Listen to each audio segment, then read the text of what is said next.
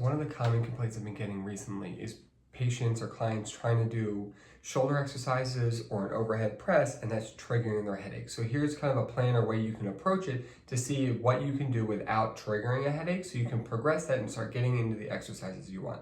So hello, I'm Dr. Sam, and I'm a physical therapist that specializes in headache and migraine disorders.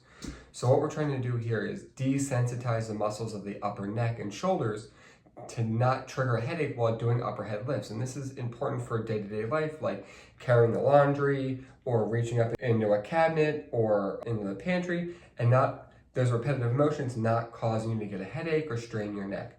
So the best way to start with that is finding what repetitions, what weight you can do and not trigger a headache at all. And for some of my patients, this is literally just doing a body weight arm raise. So for this example today, I'm just going to show you an overhead press. So here I'm just going to push up overhead and back down. And sometimes I might have patients just start with, let's do one round of 5 to 10 and stop and see, does that feel like it's going to trigger your headache symptoms? Does that bring on that familiar neck tension, base of the skull tightness that progresses into a headache or migraine attack for you? And if it doesn't, that's what we're going to stay. We might add a second set for that day. Then we're going to keep exposing them to that kind of movement and repetition.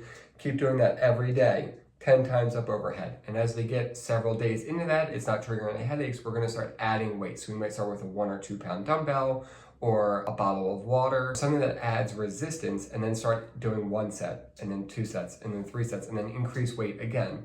And here with programs like this, I increase weight every 3 to 5 sessions, or once or twice every other week, and increase that resistance to where they start getting tolerable. And then we can start really progressing into a real big strength training program related to neck and shoulder exercises that can really help reduce headache frequency in those with migraine.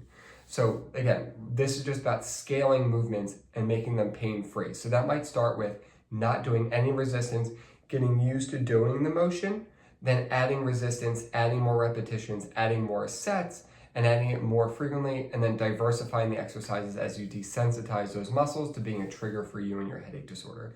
So give that a try and let me know how that works for you.